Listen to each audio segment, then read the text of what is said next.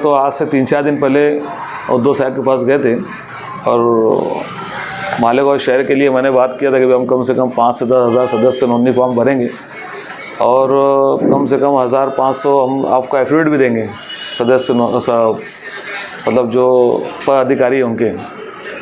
तो अभी हमारे पास जो फॉर्म आए उसमें के हिसाब से अभी मुझको अर्जेंट आज नासिक भी जाना था असल में, तो इसके लिए हम नासिक जा नहीं पाए क्योंकि ये सब सदस्य जो जितने भी हमने शाखाएँ बना के रखी थी उनकी ओपनिंग भी करना है और उनके फॉर्म भी जो फिलअप करना बाकी थे, तो आदमी कम पड़ गए इसलिए मुझको खुद करना पड़ रहा है असल में, तो टाइम कम है हमारे पास और हमको आज देने की आखिरी मुद्दत है। इसके लिए ये देने का मकसद ये है कि मालेगांव शहर के अंदर आज तक के शिवसेना की जंगी पैमाने पे कोई ऐसी शाखाएँ ओपन नहीं हुई है।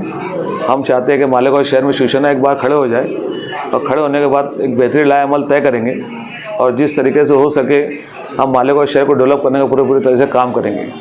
मालेगांव शहर के अंदर आज कई सालों से काम रुका हुआ है और मालेगांव शहर जिस तरीके डेवलप होना चाहिए था, आज 5 साल पूरा गुजर गया है कॉरपोरेशन का।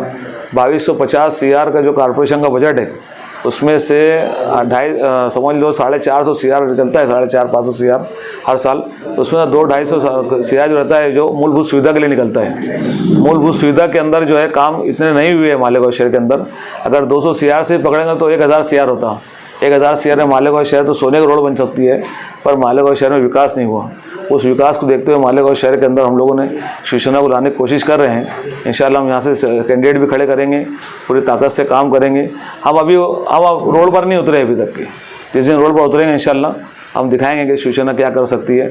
हम ऊपर हाई कमान के ऑर्डर के ऊपर चलते हैं, वहाँ से जैसा ऑर्डर आएगा तो हम ऐसा काम करेंगे इंशाल्लाह। मंत्री आ रहे हैं CM एकनाथ शिंदे, मालेगांव दौरा है उनका, तो क्या आप ये जो उद्धव ठाकरे की शिवसेना में आप हैं तो क्या उसका विरोध करेंगे या काला झंडा दिखाएंगे क्या? बिल्कुल नहीं, जो जिनको अगर उनकी अहमियत है तो हम झंडा दिखाते थे। अहमियत ही नहीं ना, जो लोग तो शिवसेना छोड़ कर चले गए हैं उनको अहमियत दे कोई मतलब नहीं आता असल में, तो झंडा दिखाने का सवाल ही पैदा नहीं होता। उसको वहाँ जाना ही नहीं, वो जो करना चाहे कर सकते हैं। हम शिवसेना के लोग हैं, हम शिवसेना में रहेंगे, हमको झंडा देने का सवाल ही पैदा नहीं होता। वो हमारे साथ हमारी पार्टी में है ही नहीं। अगर हमारे पार्टी में रहते, अगर उद्धव साहब के साथ आते थे तो हम उनका इस्तेकबाल करते थे फूलों के साथ में, पर उद्धव साहब के साथ नहीं।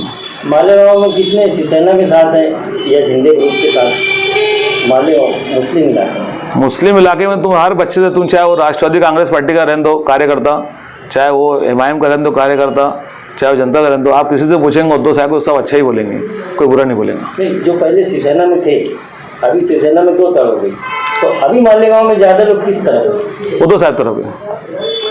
उद्धव साहब को छोड़े कोई पदाधिकारी नहीं गया अभी यहाँ से मेरे पास से। जो लोग गए हैं वो सब जो गढ़ के थे, तो उसमें से एक गढ़ बना हुआ था, उसमें से एक आदमी गया हुआ है बस। तो ये अभी यहाँ पे जो फॉर्म भरने का काम चालू है, तो क्या अभी नई बॉडी तकसीम दी जा रही है? नई बॉडी बनेगी इंशाल्लाह सब पूरी। जो बॉडी जो पिछली बनी हुई थी उसको एज इट इज रखेंगे हम लोग, उसको नहीं ख़त्म करेंगे। और जो बाकी जो एरिया में बाकी जो वार्डों के अंदर जो शाखाएँ नहीं ओपन है और वहाँ शाखा ओपन करेंगे और सब फाल करेंगे उसको। कौन से पद के लिए फॉर्म भरा जाए?